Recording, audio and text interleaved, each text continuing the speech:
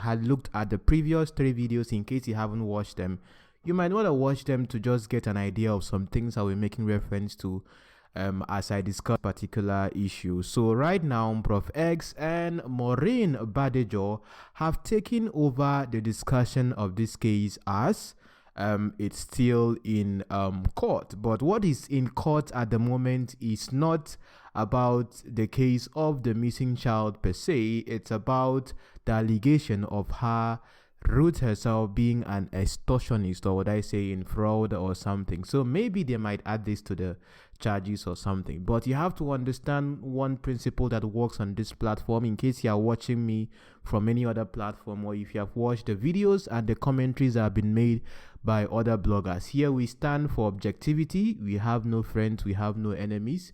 And everything that happens here is only based on fact and facts only. If there are assumptions, I tell you that I'm making assumptions. But if there are no assumptions, I will state certain things for a fact. So welcome once again to this channel. Today is going to be more of like a podcast. So you might just want to listen, and while you do other things you have to do, as we get to discuss this particular situation. Now, Prof X, so I'm looking at the audio conversation between Prof X and Ruth Mathews, as well as, you know, Joshua and Triumph and, you know, Emmanuel, as he had his own interrogation of her while they are still there at Abuja. But I must really commend Prof X himself for being really bent on seeing justice happen here, even though I've heard a couple of comments from him, and it depends on how you look at it also as a viewer.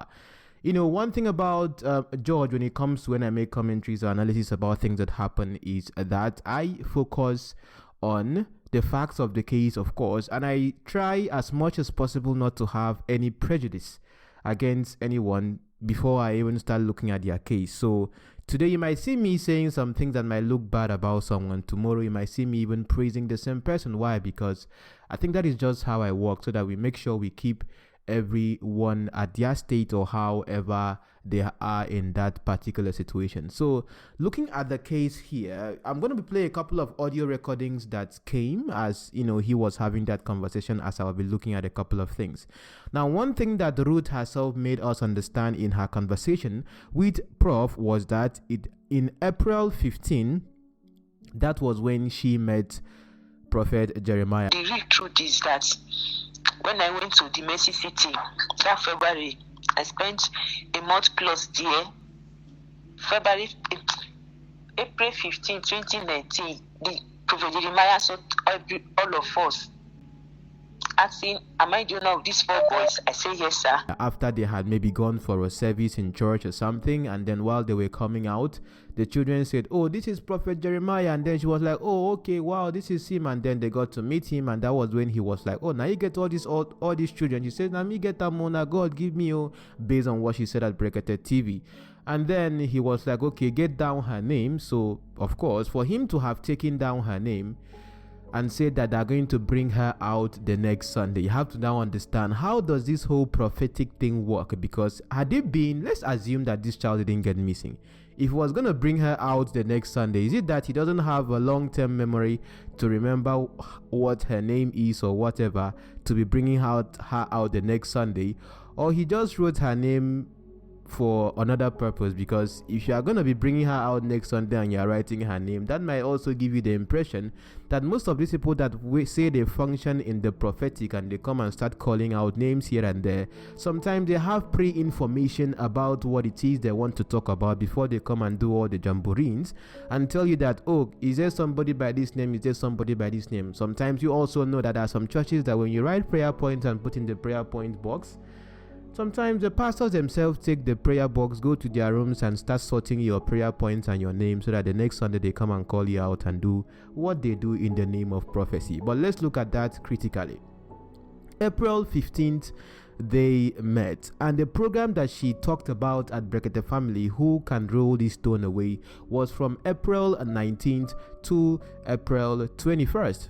During the Easter period. That means she went ahead of that particular program to go and meet Jeremiah. Okay, so you have to understand that as we go on here, I'm going to be explaining to you why I think she had to lie, which was more of like a necessity. But you would tell me in the comments if lying itself is a good thing, because I believe it's not a good thing. But still, let's not lose our focus from the fact that we are talking about a missing child here.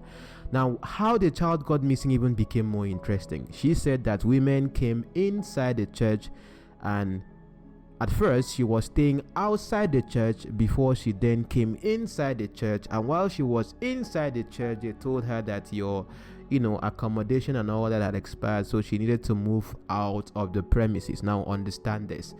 According to what was happening in 𝐻𝐻𝚘𝚘𝚗𝚘𝚘 families, these details were missing, but right now we are getting to have a clearer picture of it.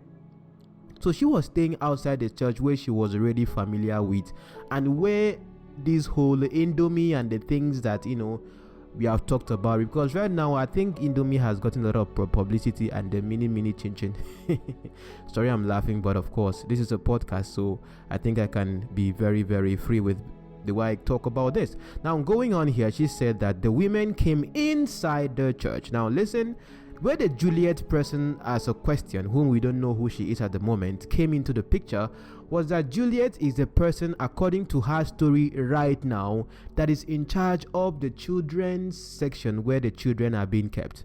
Now, I'm painting this scenario because she said that she was going to the mountain, and when these women came, of which she saw them. Now, in 𝐻𝐻𝚘𝚘𝚘𝚘 family, she at first talked about a woman and later talked about two women. So even there were a lot of inconsistencies. So I think I made videos enough on 𝐻𝐻𝚘𝚘𝚘𝚘 family.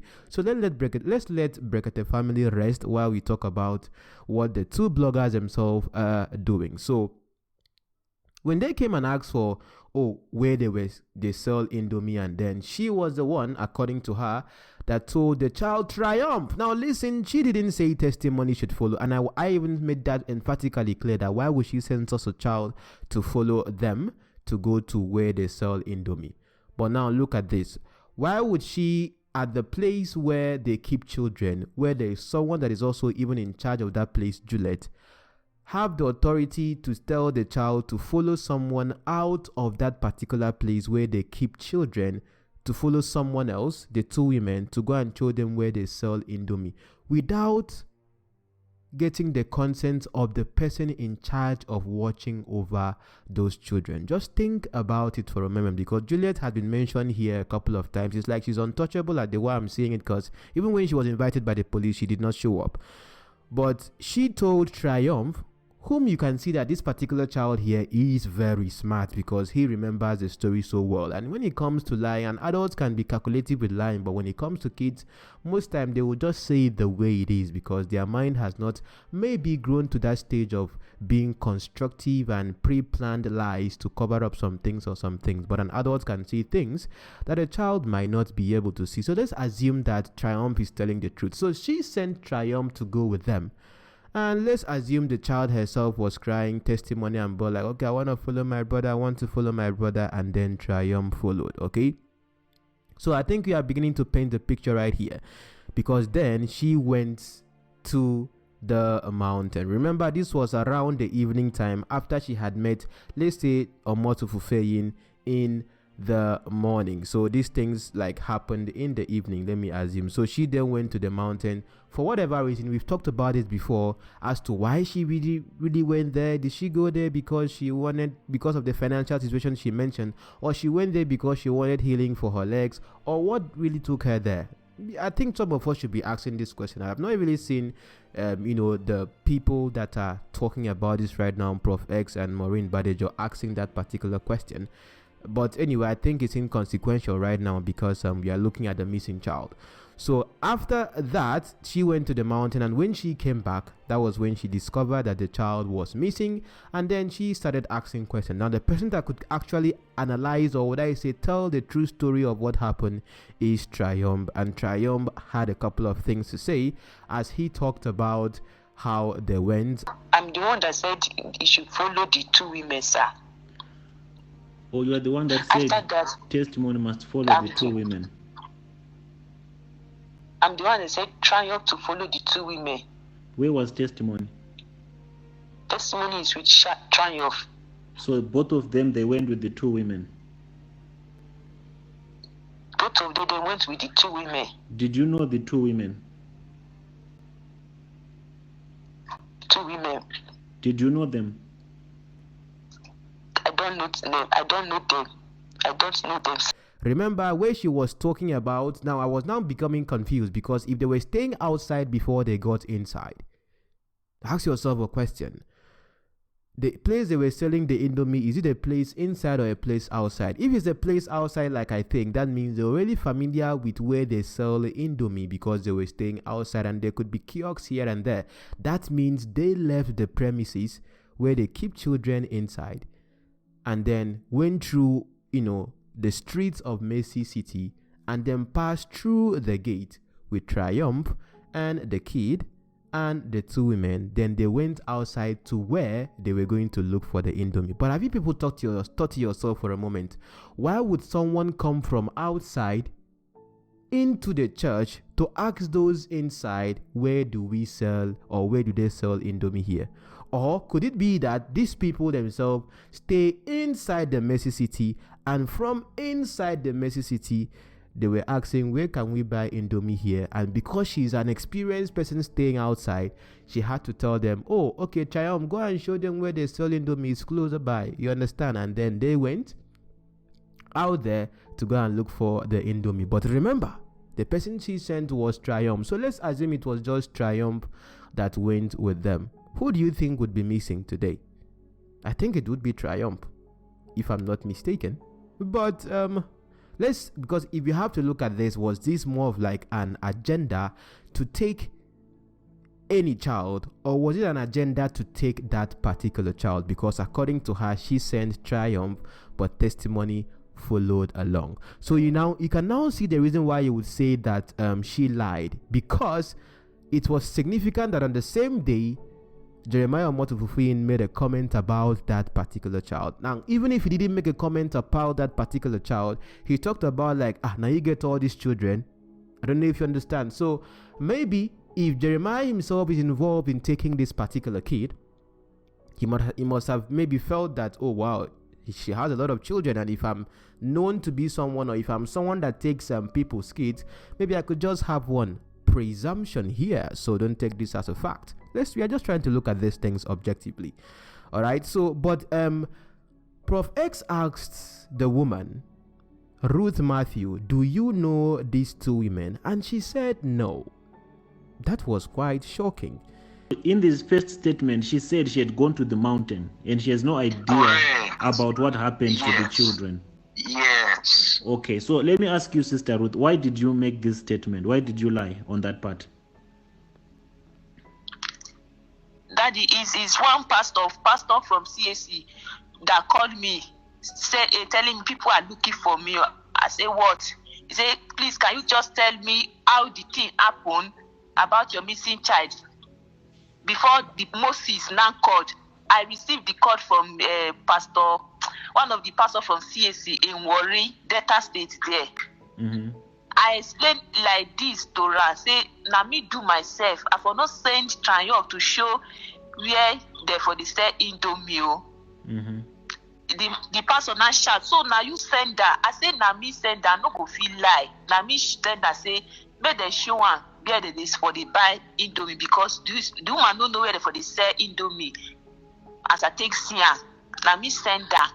The pastor say, no, if you talk like this, they go hold you. If you want anybody, no talk so like this. So, and I say, okay. He say, we are together, happy you. We are together, happy you. That is what the pastor tell me. Okay, wait. So you went to the pastor after testimony disappeared, and you told him the true story. You did not lie to him. You told him the true version of the story. Yes, I told him the true story. And this pastor, he influenced you to change the statement. Yes, he said, don't say like this, because they will hold you responsible. That you know what happened to testimony. That is what the pastor now advised me. What? Okay, what is the name of the pastor? Quiet. What is the name of the pastor that advised you that you should not say the true statement, but you should sugarcoat it? Don't call that the answer. Hello, Prof. Yes, brother. Yeah, according to her, he's a pastor from CSC. I'll call my dad to find out because my dad knows the pastor. I think so. Oh, this is a pastor from a different church. Yes, CSC, Christ Apostolic Church, not Mercy City. Oh, he's the one that influenced her to give a different statement so that she does not get held accountable for the missing child. Yes. Oh, okay. Yes. No, give her the phone again. Let me hear from her. She has it. Okay, okay, Sister Ruth. And my main question, my main concern is testimony. Did he disappear at Mercy City, at Jeremiah Omoto's church? Yes, sir. It is inside the church. It was inside the church. Is there security at this church at that time? Was there security? Were there CCTV cameras everywhere? There are security, but I don't know if there are CCTV camera there. I don't know that one, but everywhere there are security everywhere, sir. Okay, so the only lie that you manufactured or the only lie that you came up with was about who sent Triumph and testimony to show these two women where to buy Indomie. That was the only lie that you told. Yes, sir. I'm the one. Let me talk so. Note it was someone that called Prof X in my best understanding and told him about this situation where he went to 𝐻𝐻𝚘𝚏 family and dug up the video and posted, which raised this whole alarm. But of course the video itself were filled with a lot of lies. So at least let's give Prof X a kudos for one thing, that he has made even though he's good noise, but the good noise about this situation, or would I say the good publicity about the situation, is actually filled with a lot of lies and inconsistencies. That's why I was looking at this particular situation as if I don't know of this recent new conversation, because you have to start from the Genesis for you to get to the Revelation. All right, so for those who are saying that 𝐻𝐻𝚘𝚏 family was compromised or whatever, in my opinion, I don't think he was compromised. He tried his best, because of course, if you, before you come on the platform to give your confession or your situation, you have to swear an affidavit. Some of you don't even know what an affidavit is, okay? So you might maybe do a research on that. You have to state what it is and swear to what you are saying, because tomorrow, if it becomes something legal, what your confession is would be, tendered as a point of defense for the host who was giving you that audience.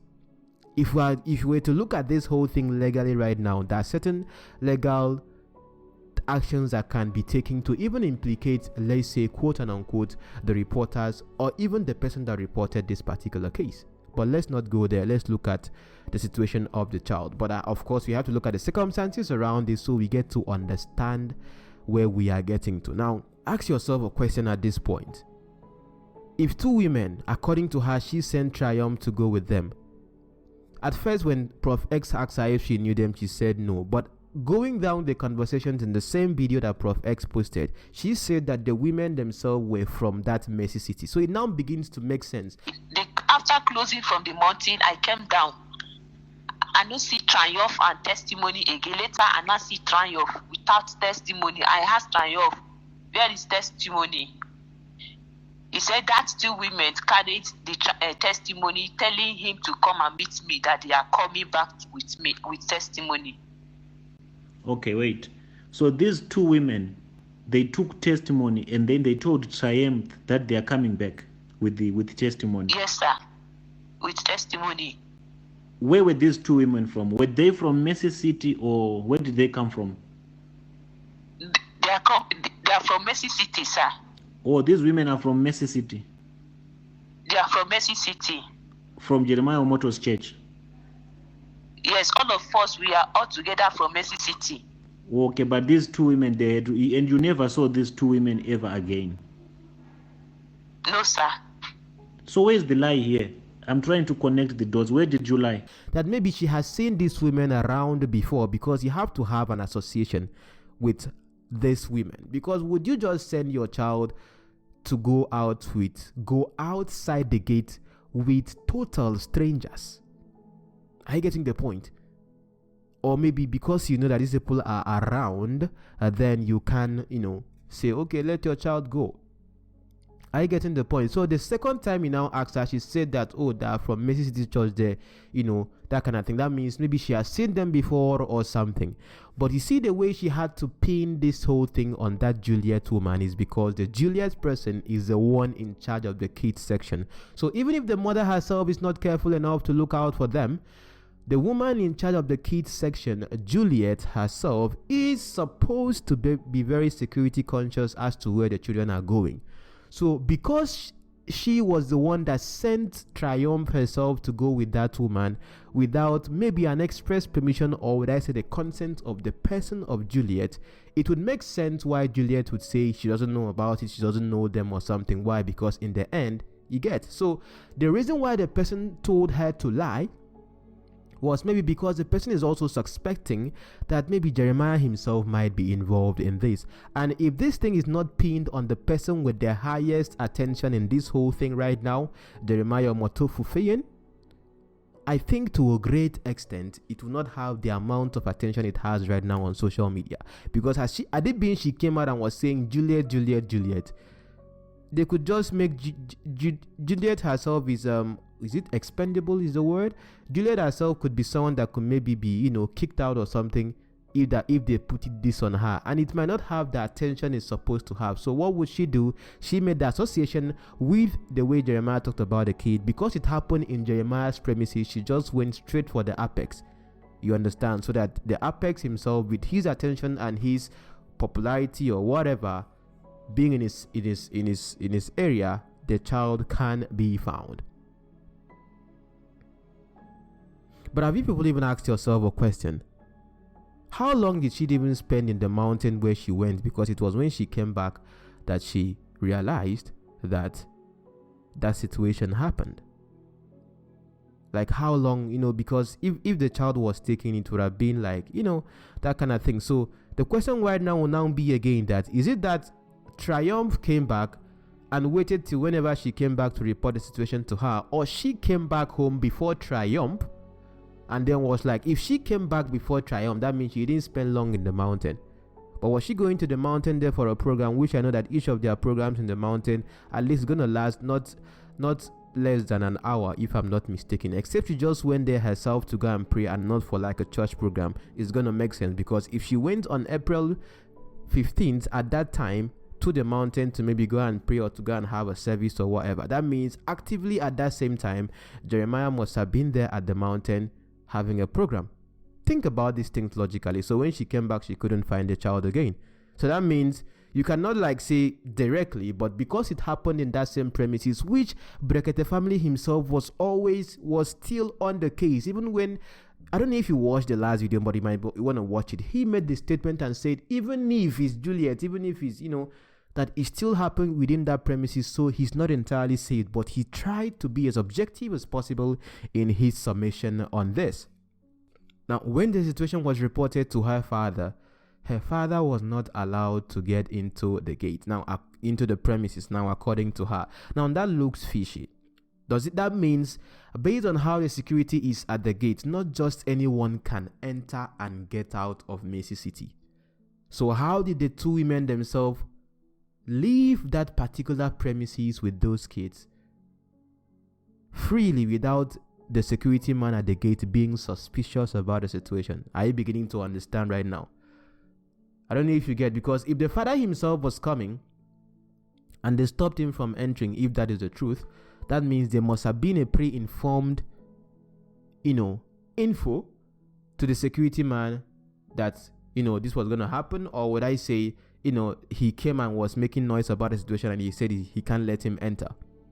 Now it now begins to make sense why Jeremiah OmotoFufeyin would say that she should leave his premises, or would I say his church, because at that point she was staying in the church, not minding the inconsistencies that happened during 𝐻𝐻𝚘𝚘 family's own session of this situation. Because when she now went to the Jeremiah OmotoFufeyin and was like, talking about the situation or something, and then he said she should leave, it makes sense because the whole thing happened, even though the child must have been taken outside the church, but they were domiciled at that point, if I'm not mistaken, inside the church. Are you beginning to understand right now? So in one way or the other, Jeremiah is not completely left out of this, but we have to look at the logical side of this situation and how it happened. You can also paint the picture also in your mind based on how you understand it. Now, talking to the person of Emmanuel, he said he went to the other hotel. Is it like he went outside where they were staying before to start cooking beans? Now, where he went to cook beans, is it outside or where they were staying before they got inside, or is it still inside where they were staying, which might be different from where they keep kids? I don't know if you're understanding the point, because if he went outside to where they were staying before to cook beans, it is still that same outside of a place close to that place that they sell Indomie that those women took the child to.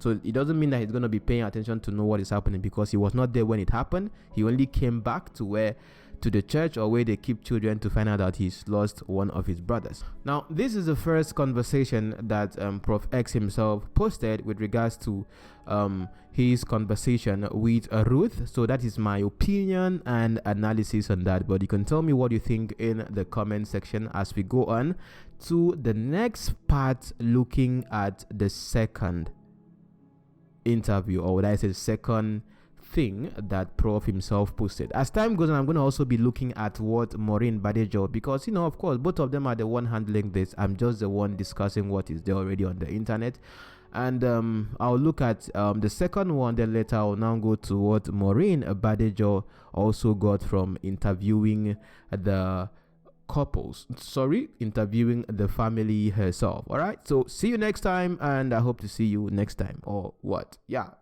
see you next time. Onídúró mi ẹ ṣeun.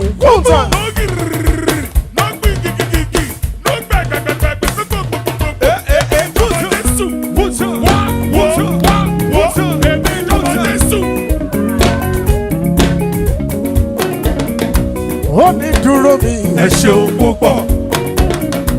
Onídúró mi ẹ ṣeun. Onídúró mi ẹ ṣeun púpọ̀. Ó jẹ́ ènìyàn ló dúró mi, wọ́n ti mọ̀ sí ẹ̀kọ́. Onídúró mi ẹ ṣeun. Ọlọ́run o. Onídúró mi ẹ ṣeun. Onídúró mi ẹ ṣeun púpọ̀. Ó jẹ́ ènìyàn ló dúró mi, wọ́n ti mọ̀ sí ẹ̀kọ́. Onídúró mi ẹ ṣeun. Onídúró mi ẹ ṣeun.